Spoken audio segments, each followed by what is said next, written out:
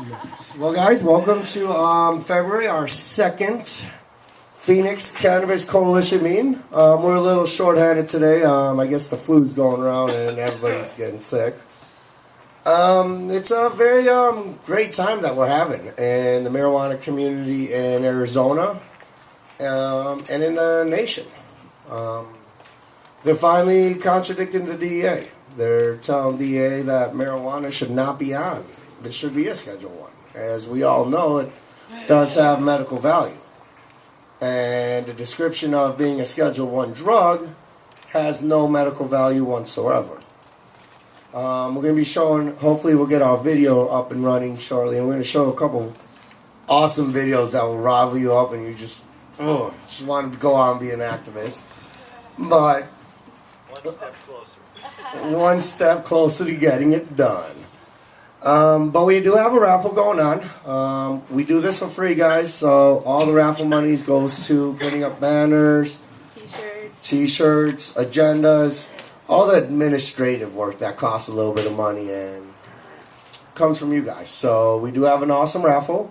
Thankfully to Rhea, she managed to get this amazing bong right here. And what else did you get? So I got a free gift certificate for a patient card that we can raffle off today. You can either go to Arizona Medical Marijuana Certification Center or Better Life Doctors. Same company. They bought a new one downtown. So Jason Reese was nice enough to give me a free certification to raffle off here. Chuck's doing it. And the Black Bag Store got me this bong today too. There we go. So give a little round of applause for the awesome raffle prizes. So let's talk about, let's do a little bad stuff. Over the past 2-3 years, the court systems have been pretty awesome. We've been winning a lot of cases.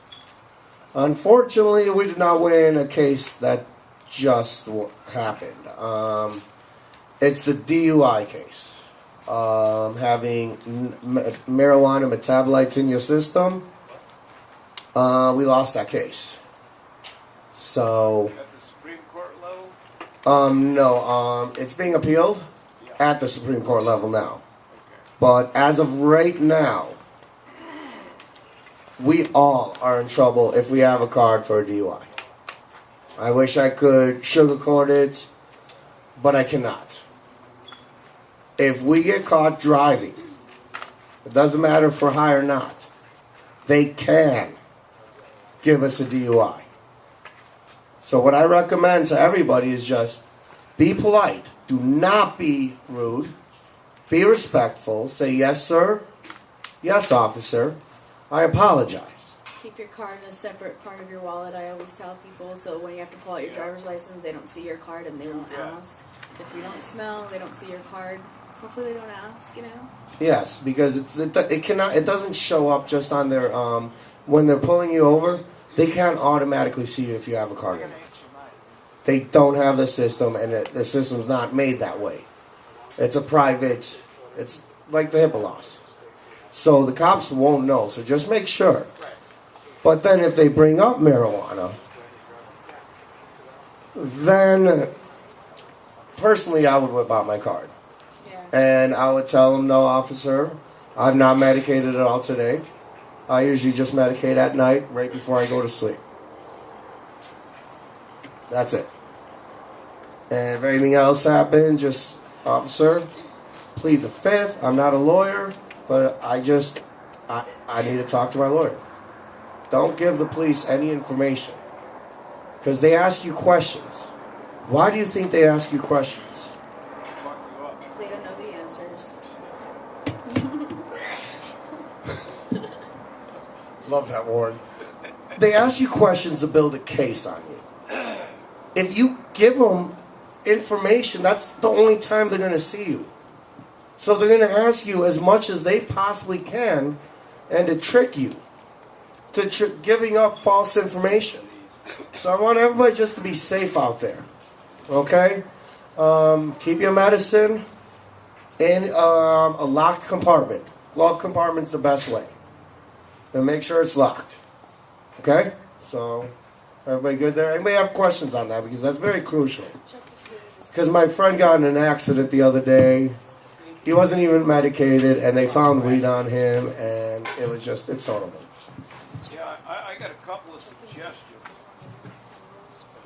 Say it again, Warren. A couple of suggestions to that effect. One of the things I suggest is don't keep your proof of insurance and registration in your glove box where your weed might be. I keep my proof of insurance and registration in one of those little visor thingies so that I don't even have to open my glove box if I get stopped. That's one thing. The other thing is, comes down to it, my preference is just to tell them I'm sorry, but I never talk to the police except on advice of counsel. And that's it. So Chuck made these nice papers for us, 10 rules for dealing with the police.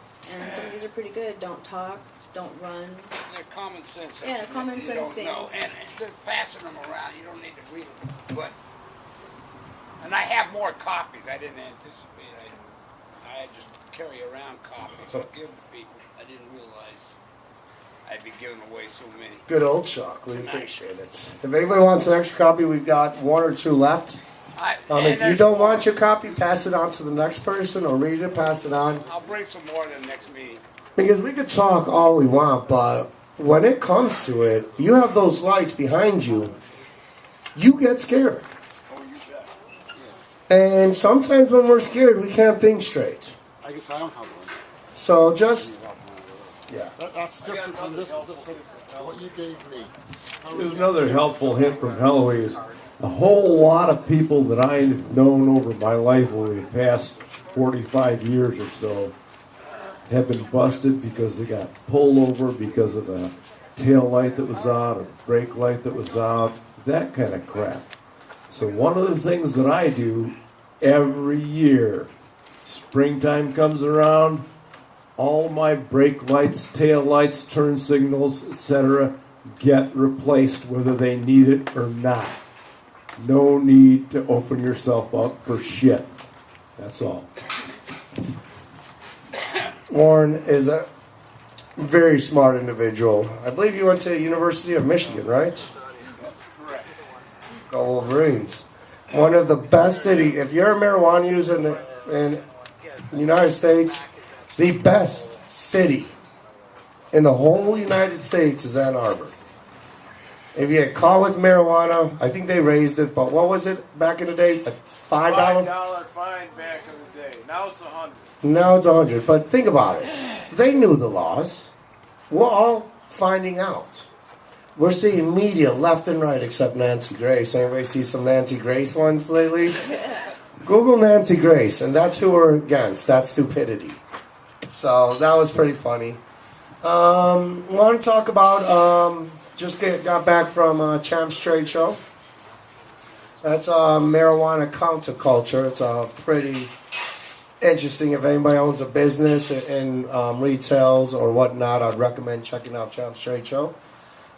This coming week, we have High Times Medical Cannabis Cup that is going on in California, I believe in San Bernardino. And we also have one of our Phoenix Cannabis Coalition members, Omar's birthday party. Say happy birthday to Omar. Ooh, happy birthday. Hey, Omar. Okay, we've been trying to get Representative Gallego out here. He's a busy guy. They don't pay him that much. Fortunately, we couldn't get him out there this time. But I passed out earlier a copy of the bill. Did everybody get the bill? Everybody? No? Everybody want one? Everybody need one? No. Okay. That just got introduced, which is a huge thing. I read most of it. I haven't got to the point. I'm halfway through it already. It's not, I like the system. The thing that I have an issue with is we need to be able to hold more weight. Not enough. Maybe from a cannabis cook. What the hell is an ounce going to do for a cook? Gladys.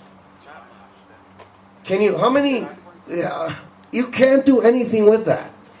And I think in this one, if Dennis, am I correct? You could hold 2.5 ounces on this, on Gallego's bill. Yeah, I think it's only 1 ounce. It's only 1 What does ounce. it say? I haven't read it all. Okay, well, whatever it says. It's a step in the right direction. But we're going to be here, and we are going to fight tooth and nail every single year to get cannabis, and to get these measures to go through. And once they're through, we want them better.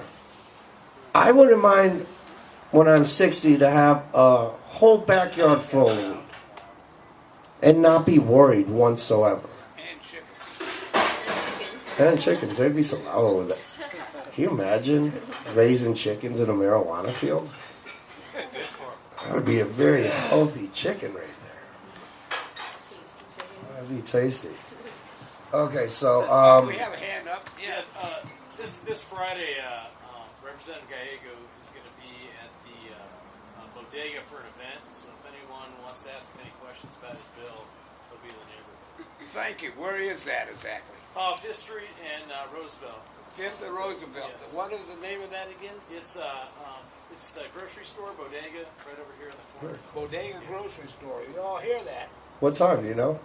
It'll probably be like around 7, but they're just opening up because there's a event going on there for a guy who's running council this year. So.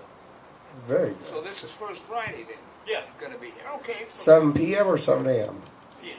Okay. Some of these, Well, hey, I've seen some okay, breakfast right. meetings they've done at 7 a.m. Yeah. You know, so They usually say breakfast. What street again? okay, and then 5th of Roosevelt. and we got another bill. Our majority here, the Phoenix Cannabis Coalition, we're here for one thing: to change the laws. Because we'll all of us believe that these laws are bullshit. Pardon my French, sorry camera. But these laws are wrong. So what I want everybody to do, I did pass those out. Let's see, is the phone number on these? What? No, Ricky did not do that job. Okay, I want everybody, if you Google Arizona House of Senate, if you Google Arizona House of Representatives, it's going to show one phone number. You call that phone number. Hey, I want to talk to my representative. Who's your representative? I don't know. Oh, okay. What's your zip code? Tell them your zip code. Okay, your representative's this, this, and this. And then they will transfer you. I want each and every one of you to do this. If not tomorrow, the next day. Write this down if you're going to forget, because this makes it. This is what we need. Okay? We just had another bill introduced. Huge bill. It is on Bill HB 2474. And it's on your little copies right here. This takes away the felonies. Currently, Arizona is one of the harshest states in America when it comes to marijuana. You can have a stem, you can have a gram, you can have a seed, just a seed. You can have bottles, and they'll bother you with bottles. Bottles, you can have any marijuana residue. And it's a felony.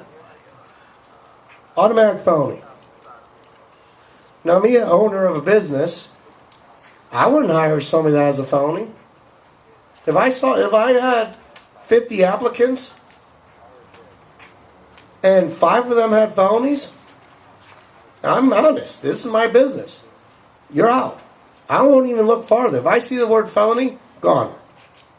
I wouldn't look into it. I have 45 other people that doesn't have felonies, that has a clean record. Now, isn't that wrong? For you smoking a joint, you'd just be overlooked. Piece of trash. Oh, felony? Good job wasting your time applying for this job. It's bullshit. So a bill just got introduced, which is huge. It's HB 2474. It will take the felonies away. $100 fine, traffic ticket fine. $100 fine. It still sucks that you gotta spend $100. But you don't have to spend $3,000 on a lawyer to get that felony down to a misdemeanor that will still show up on you. Spend a year in jail. Or spend a year in jail. So what I want everybody here to do, go on Google. We all know what Google is, right? I want to see a raise of hands that doesn't know what Google is. Okay, Warren, I understand that because you don't like technology. I'll help you out after the meeting. But Google, Arizona House of Representatives. Dial that number and talk to them. You've got the sheet right in front of you now. It gives you what? Okay, let me just read. Arizona House Bill 2474 would make less than 2 pounds a petty offense. A 100 fine would apply to 1 ounce or less. All right. Let's see. Warren, what's a good thing about that? When you're calling your representative, give him one reason why he would want that. Because I don't want to go to prison. Prison saves money on taxes. I want another reason. Gladys, when you call your representative, what is one reason why we should have HB 2474 that would take the felony out of marijuana? Oh, less police activities. So that means less police arresting people for marijuana. They could actually go after the murderers, the rapists, the child molesters. Oh, I think that's a good thing. That's a point we could bring up to these representatives. Think of any plausible point. Oh, wait, Chuck had his hand first. All right. The best thing to tell them is that people that think marijuana should be legalized are getting active and are going to make a difference in upcoming elections. At the end. That's the most important thing for him. Nice. How will this affect my political career? Because if somebody from private prisons has got a good argument for it too, you know? We got to show them Very true. that we're a lobby too, or can be. Yeah, we are allowed. But we've got to make them know we exist. Let's see, how many people do we got here? Let them know 1, we 2, exist by contacting 8, them 9, as 10, 11, 12. previously discussed. That's Yeah. what will make a difference. Yeah, we Not got- rational. Every argument in terms of reason could have been given 10 years ago. We've got 21 people here. But Here's another one. what's different now is we appear to be making a difference. We've got opposition against us. We've got to be active. That's it. Anybody here, Afro Man? Because I got high, here's that. That pretty much defines why it's still illegal. As It's a and stupid the song. It's a song. It's a stupid song. It's a very stupid song. But it's so real. Are you familiar with it? Yes. Afro Man. It was a good I song. have seen it before. So It was one of those one-hit wonders. All right, what were you going to say, Warren? Made a hit with me. Employment. Forget about, leave aside the implications for the individual. This state, the whole damn country for that matter, has a big problem with unemployment. People being unemployed. And to be shoving felonies on people for stupidity is only compounding that unemployment.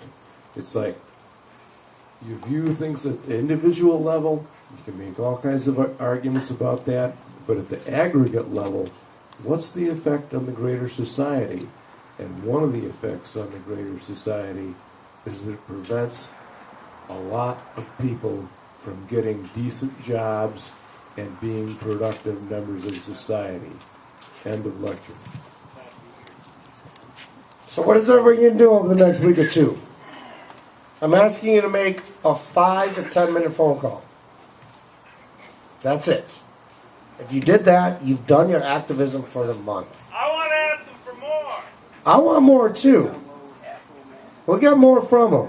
But let's do this first, guys, please. Let's all of us take 5 to 10 minutes out of our day tomorrow. And all call. That's 21 voters they're hearing to different players. We need to get the ball rolling on this. We've got national attention, national media coverage. Obama just came out and stated marijuana is safer than alcohol. Alcohol is not a Scheduled I drug. Obama just said marijuana is safer than alcohol.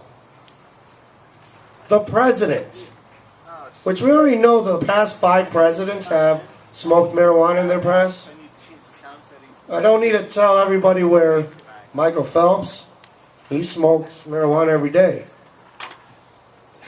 Countless heads of CEOs, doctors, lawyers, physicians, teachers, they smoke marijuana.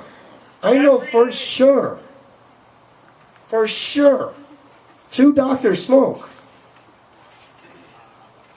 I have a friend that owns his own drapery company. And he is succeeding like you wouldn't believe. Just bought a bigger house because he didn't have enough storage room. This guy's doing great. And he says there's no way he would be able to run his company if he didn't have marijuana. There's no way he would be able to do it. He'd be lost. So we're finally getting the truth out here. Now what do we do with this truth? We got to make sure we keep our cannabis laws. We got to make sure we shoot for the moon. I don't want 1 ounce. I want 2,000 ounces. I want 5,000 ounces. I want a swimming pool filled. I want to jump into a swimming pool full of it. in the bottom. It might be painful because of all the stems. But why can't we have that? Nobody's ever died from marijuana. It's the racism bullshit that happened in 1939. 80% of our medicine came from cannabis before that, before 1939, 1937. 80%. Now, it's illegal. It's ignorant. A video, if we get this up, if we get the sound going, they're working digitally. There was an awesome, if everybody's friends with me on Facebook, I shared this video probably about 3 or 4 hours ago. It was one of the greatest videos I've seen in a long time. It was Mr. Magliotti, or whatever his name is. What's his name, anybody know? No, DEA representative, one of the heads there. Well, this senator from Tennessee destroyed him. I mean, I had tears in my eye. It was a 3-minute video. I had tears in my eye within the first 30 seconds. I mean, the DEA's there for a reason. Alright. My personal belief, before I knew all this news, I believed the DEA was supposed to be there to stop heroin, to stop coke, to stop all those bad drugs from coming to our borders. That's what I believed. You know, and shouldn't they try to stop the heroin coming in? Legalize it. Yeah, I hear you on that one too. Can I second that, Warren? Instead of legalizing it, still make it illegal, but you cannot go to jail, but you got to go to rehab. And that's what I say. You don't put these people in jail. I wanted to comment on continuing. Hi, my name is Beth Weisser. I'm Michael's wife. Come on. All right. We're looking for it in better half. Go ahead. Hi, I'm Beth Weisser. I'm Michael's wife. Legislatively, I have some experience in that up in Mojave County, we deal with quite the Tea Party group. But I've been running for office, for state office, for the last 4 years. Only to make some change. which you know you're not going to win up there, but I started to, you start to move the envelope. But I wanted to piggyback on what you're talking about with calling in. Okay, these people don't. A lot. Let me not be too hyperbolic. A lot of the Republicans in office do not care about most of your rights. Okay, that's putting it blunt. What they care about are what their conservative money people care about. And that's lower taxes. Well, why do we need taxes? Because we have to pay for more services. So if you hit them in the pocketbook, we want to reduce the fines so that we're not paying more taxes. Ooh, very good point. Very Okay? good point. There are many legislators that want to hear your personal stories. Then they've got something to tell their peers. Okay? So, if you have a personal story, if you have a friend that has a personal story, if you have somebody that's going to college and can say, hey, if I got caught, then I wouldn't be a teacher. Okay? Certificates, licenses would not happen. We reduce our labor force if they can't get certificates and licenses because of a felony. Okay? So please, reach out. When Michael's talking about the legislators at the House and the Senate needing stories, he's the one that they've seen, but they need their phones to light up. They need to hear other people's stories. Do you have a son or daughter? Do you have a friend who's had a son or daughter that's had this run-in and it was so unfair, okay? Ruined their life, or could have. Tell the story. Get it out. Get your neighbors, get your friends, get them to tell that story ASAP, because this is going to committee. Yeah. Okay? Sorry, there's one more, and I don't remember the bill. They're thinking it's 11:22. Okay. It will piggyback, so please get stories. He'll tell about the other one. Please get stories ready to tell your legislators about two different bills that are going to ruin what we're after. Right. And this is how change happens. And change doesn't happen if we're silent. If we don't call, they don't hear us. We're nothing. Remember that, guys. If you don't call, they don't know you. They can't read your mind. You're nothing. But if you call, you'll be something. And you might be the one to change their mind. That's right. And with that, proud to have Mr. Mikel Weisser. He's running also for Congress. The major asset. This guy drives up, north, south, east, or west. This guy puts more miles on his car than a truck driver that gets paid to do work. Wore two of them to a death.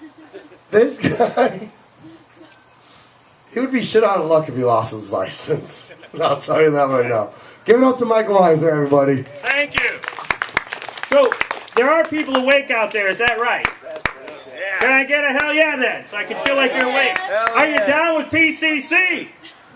You know me? Are you down with PCC? You know me. Okay, so my wife did a great job of introducing what I'm here to talk about. I really appreciate that Eric, when we walked in, was addressing 2474. Now, I know that what we want is absolute legalization. In fact, if you think about it, I've actually heard people say, damn, those dispensaries should just give us all the fucking pot we want. Right? You hear people say all sorts of things. We have fantastic visions, but what are we going to be able to accomplish?